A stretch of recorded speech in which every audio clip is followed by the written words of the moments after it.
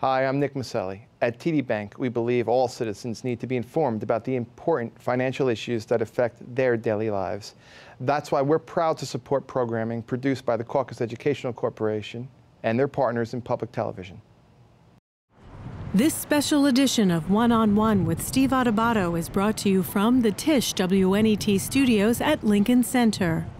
Funding has been provided by Holy Name Medical Center in Teaneck, New Jersey. Healing begins here. Berkeley College, TD Bank, Rowan University, educating New Jersey leaders, partnering with New Jersey businesses, transforming New Jersey's future. New Jersey Resources, Fedway Associates, and by Gary's Wine and Marketplace, creating an individual shopping experience for every guest. Promotional support provided by NJ.com, Small News, Big News, True Jersey, and by the New Jersey Chamber of Commerce, the statewide voice of business in New Jersey. This is One-on-One.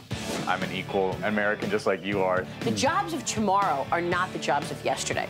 Look at this. You got this? Here it is, man. Look at that. Life without dance is boring. When you first heard that they were doing Charlie Rose and Gayle King, didn't you go, what? Do you enjoy talking politics? No.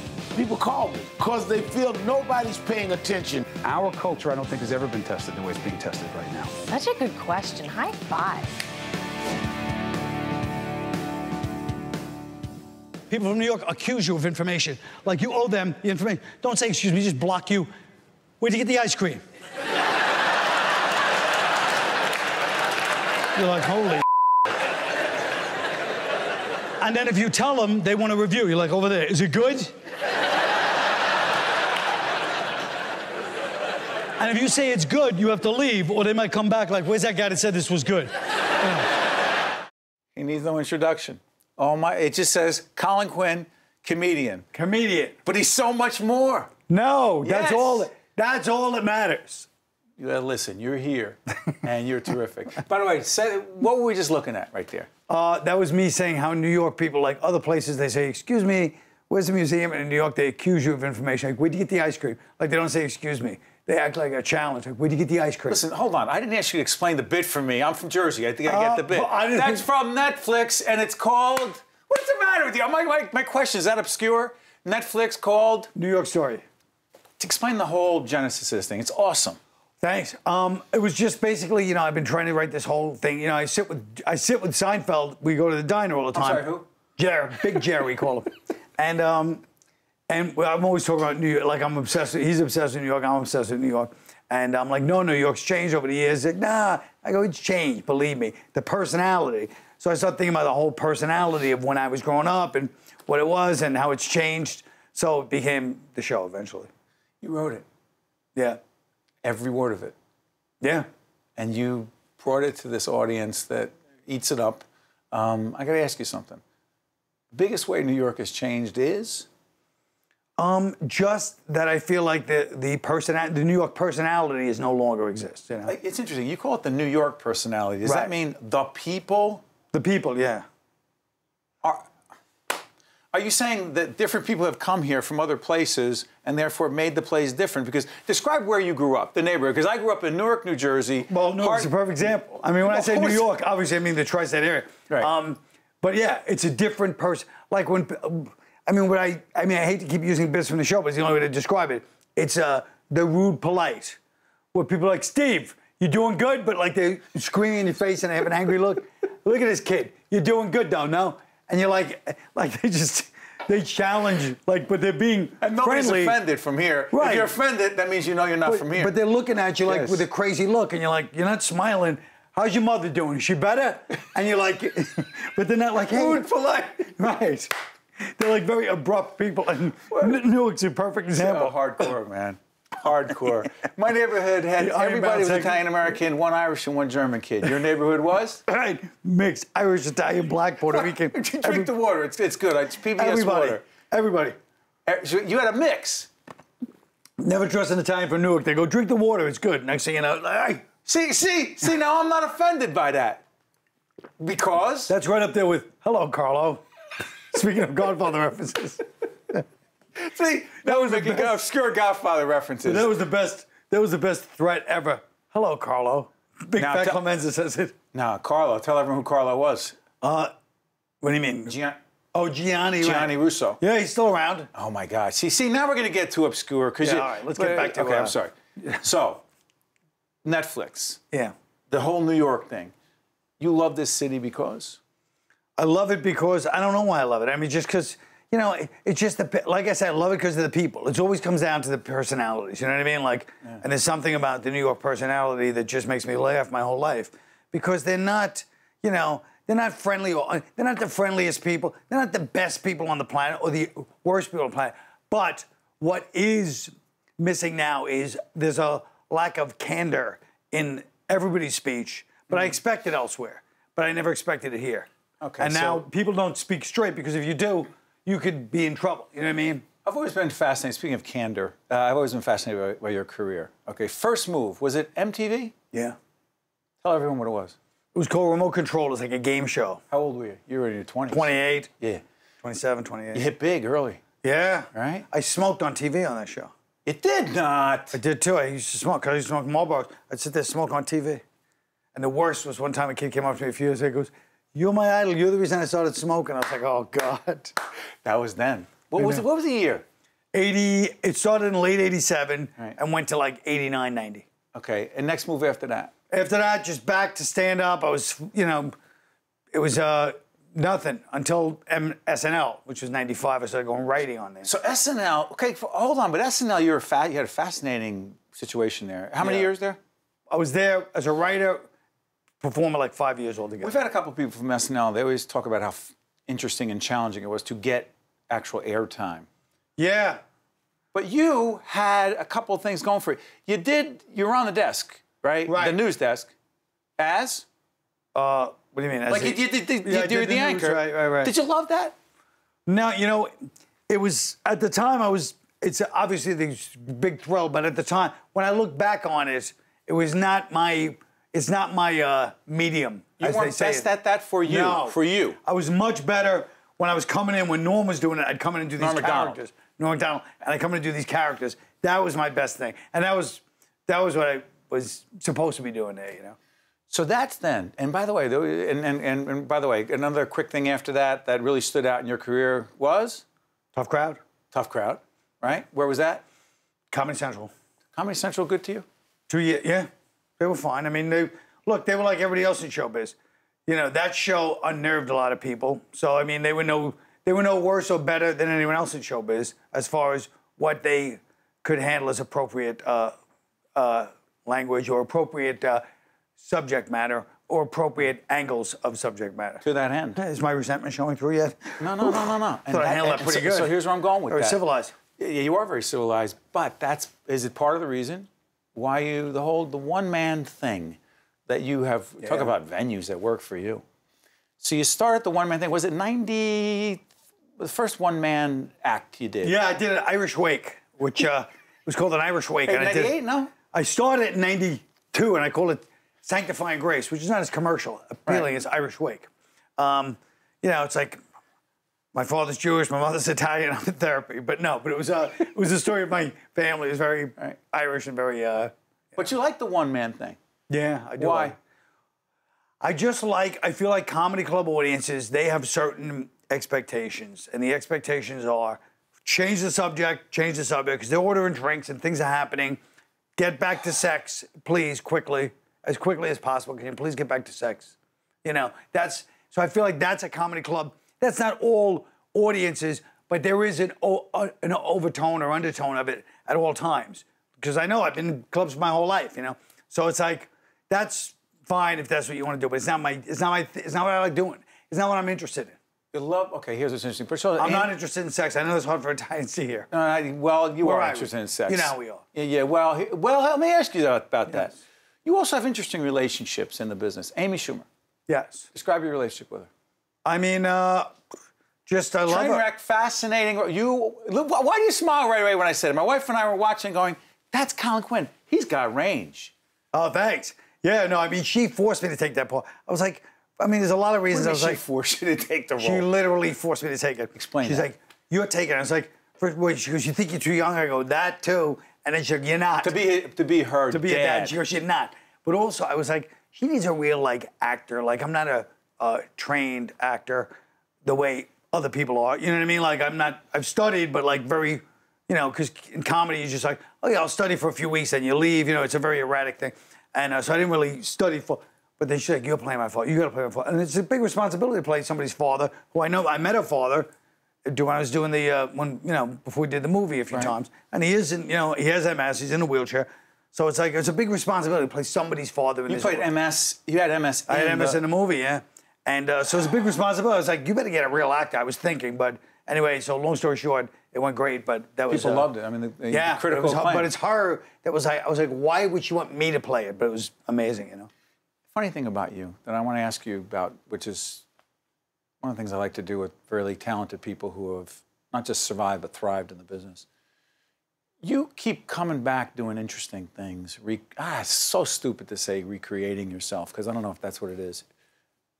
You just keep doing important things, meaningful things. Thank you. What would you say to someone watching? I just asked somebody else this, the guy who was here doing Cagney. Right. How do you stay positive in the game, making a difference with all the, dare I call it, rejection, which I've experienced. Sure. Any one of us who lives anywhere in this area, if you haven't, you're lying. So go ahead. It's brutal. I mean, it's brutal. It is brutal. But you can't, it's like a real, it knocks a lot of people out of the business. Sorry, not you. We don't want you. Yeah, it knocks a lot of people out of the business. You know what I mean? And you just have to, I mean, like you said, what am I doing? And it's like, what am I doing this for? Because sometimes my motive is, I want the money, I want the fame. But when you're doing it for what you want to communicate, you know what I mean? Like whatever it is you're trying to do to be in this business, besides, everybody wants money and fame. Who doesn't want that? But I'm saying, when you're like, okay, what am I really doing? Do I want to be on like a dumb sitcom? Would that...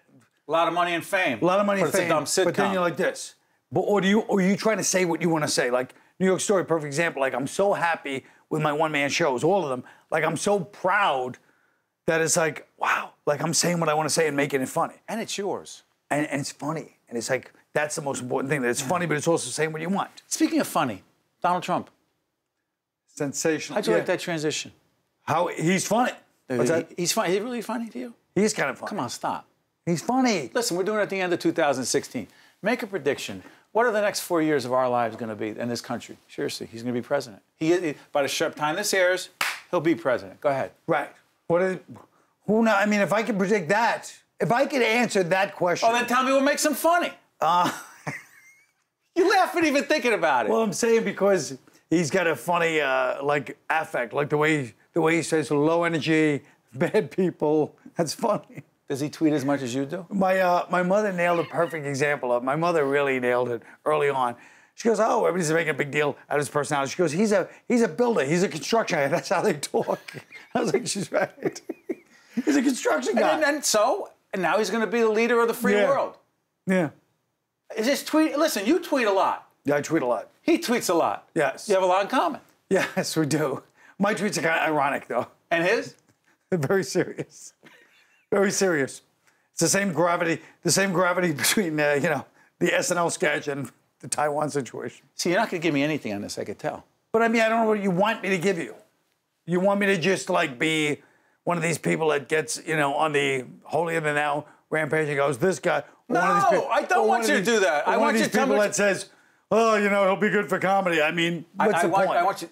Do you have strong feelings about him being president over the next 4 years, or listen, we'll see what it's like? Yeah, that's how I feel. I feel like that. Yeah. I'm not one of these people in the media who has a preconceived idea. We're public television. We don't have a point of view. Don't lump us in with everyone else. By the way, you're so argumentative. But you're badgering me by going, hey, you're not going to give me a point of view on this. I'm like, I don't have a point of view. You're from New York, aren't you? Yeah. That's why I'm going to plug New York Story. Yeah. Netflix. Mm-hmm. Colin Quinn. Well, by the way, what about your website? I heard there were problems with your website. Big problem. Where you live? What's up? Just now they go, your website, I go, well, you might want to check it. It's just a frozen picture. It's like a picture, it's like from before websites existed. It's almost like, I might as well come in with an 8x10. Yeah, and go, here's my website. I heard our producers were saying, listen, we went on Colin's website because he's technologically very savvy, but then it was frozen. Yeah, there's a lot of problems, a lot of issues going on. But you are talented, you're funny, Thanks. and you're charismatic, and you've got a great career, and we wish you nothing but the best. And you have an open invitation here at Public Television. Thank you. Listen, Colin Quinn, it just says comedian here, but he's the best. Stay with us. We're right back right after this. To see more one-on-one with Steve Adubato programs, visit us online at steveadubato.org. If you would like to express an opinion, email us at info@caucusnj.org. Find us on Facebook at facebook.com/Steve Adubato PhD and follow us on Twitter at Steve Adubato. We are honored to be joined by Grammy Award-nominated multi-platinum R&B pop recording artist and actress. I mean, you are the best, Deborah Cox. Thank you. Thank you for joining us. By the way, as we talk about this right now, you are in the Bodyguard. Yes, National the tour Bodyguard over musical, at Paper Mill Playhouse over in Jersey, Milburn. Yeah. Talk about it. Yeah, it's a wonderful, it's a big, big show. We just had our opening night, and it's just been an amazing experience. For me as a recording artist, an actress, singer, I get a chance to do everything in the show. It's an emotional roller coaster. I have an amazing cast that is there to support as well. Well, I think because the role is such a heavy role. You know, the story is of a superstar who is being stalked. Whitney and Houston. with all the music of Whitney Houston and Kevin Costner. Kevin Costner, yes. What was here? Was it 1990? Early 90s, yeah, 92. Yeah. Yeah. When I think of that film, I think of myself coming into this industry for the very first time, stepping my foot into it and going, maybe I can do this, you know, and later being signed to Arista Records by Clive Davis, being a label mate with Whitney Houston. I feel like this has come full circle for me. And so every night I'm up there, you know, just celebrating her in my own way and paying homage to her, because had it not been for her and her music and her legacy, I wouldn't be here as a musician. You feel that way? I do, absolutely. Why? We became good friends while at Arista, doing a lot of award shows and stuff together. Ultimately, we got the opportunity to work together in the studio and record a duet called Same Script, Different Cast. And I remember our little conversations in the studio. You know, she was like, you know, make sure you have balance in your life. You have a wonderful partner. I'm married now. I have an amazing husband, 3 children. And those were the things that I remember her emphasizing, was making sure that that was intact. And, you know, the business is fun and all of this other stuff is good, but it's also good to have that foundation. And so I always remembered that, and that stayed with me. And so throughout my career, I've made that a priority. And so it's brought me here to this place where I have balance, a career and family, and doing what I love to do. Oh, how old are your kids? I have a 13-year-old, 10-year-old, and 7-year-old, boy and 2 girls. Wow. They're not thrilled that I'm on the road, but we make it work. They understand? Yeah. My whole, I mean, we discussed it long before, you know, and so it was important for me that it was good with them first, you know, that they have to share mommy with the world. And they're kind of used to it. They've grown up in this business, so they know. They've been on the road with me, so it's a balancing act. I'm curious about this. I remember the first CD of yours I got. Yeah. And I heard the voice, your voice, for the first time. I thought, what a gift. When did you know you had a gift? Probably around 7, 8 years old, but I was painfully shy. I wouldn't sing in front of anybody. Really? Yeah. I would sing in the closet. I mean, I couldn't, I just couldn't sing in front of people. Like, I just felt like it just really awkward. So over time, doing shows, doing commercial jingles, being in the business, it helped me sort of come out of my shell. And acting really helped me too. It was very, very therapeutic, acting. So yeah, I have these methods that I use to just help me get out there and just be a complete extrovert. Who was the person that first saw you and said, she's going to be big, I believe in her? It was Clive Davis. It was Clive Davis? Yeah, it was Clive Davis. How old were you? I was 19. I was 19, and when I got signed, when I finally put the record out, I was 21. And so I was just like I had a deer in headlights. It was just like, I was just in awe of this whole business and the way that things rang. I didn't know, and I didn't really understand how political this business is. Define political. Just there's a lot of things that you can do if you want a lot of fame, and there's a lot of things that you don't do if you want to have wealth. So you have to know the right people, have a great inner circle that keep you grounded, that inform you of what to do, what not to do, and to stay clear of the drama, which I've managed to do. And I think a huge, testament to that was Clive really believing in me and shielding me from all the cray-cray stuff. That is so interesting. Yeah. So, allowing me to be an artist without having to take off my clothes, having to do this. He loved and respected me as an artist, as a singer, as a musician, and allowed me to be just that. Pure. Sing great songs. Yeah, sing hit songs. Paired me up with the greatest songwriters, the greatest producers. We got 2 #1 records out of it, you know? You performed with Bocelli, David Yes. Foster, B.B. Winans, Yeah. the Isley Brothers, The Cyndi Isley Lauper, Brothers, Cyndi Lauper, Kirk Whitney Franklin. Houston, I mean, just excuse me. a long list of legends and amazing people who are just amazing in this business. And I've had the opportunity to work with them all. And because of Clive's tutelage and being a part of his camp, I was exposed to all of that at a very early age. Talk a little bit about preparing for The Bodyguard. I mean, other than having this connection to Whitney Houston and her influencing you so deeply early on in your career, describe getting ready for this, preparing for it. Well, I think, musical theater has always been in my blood. I came up doing that. A lot of people don't know that that's what I started doing before even becoming a recording artist, being in different productions, The Wiz, Mom, I Want to Sing, The Pajama Game, different things like that. Then when I did Broadway, I came in early 2000s.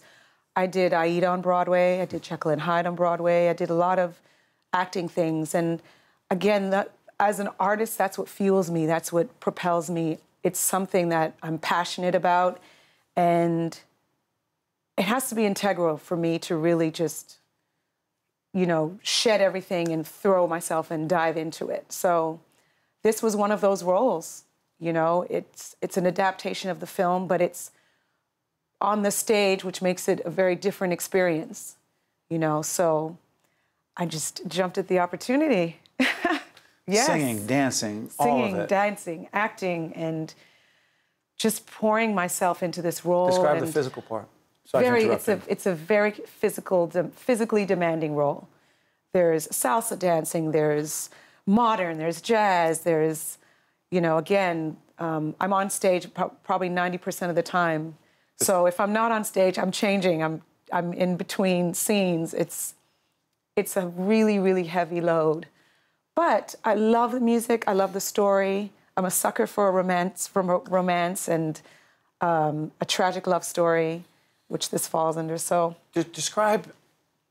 So many people have come and sit in that seat who have performed here on Broadway, off Broadway, where you are, Paper Mill, and you know this town, you know Broadway better than most. Mm-hmm. The reaction that you get from the audience, response. That for me is the cherry on top. That's it? Yeah. I love, don't get me wrong, I love recording. I love doing film and television, but for me, the live experience, the exchange with the audience, it's like a dance, It's a different audience every single night. You're hearing their response and their reaction to the scenes. They're just so invested and engaged in the story, and you are right there with them, and they're right there with you. Mm.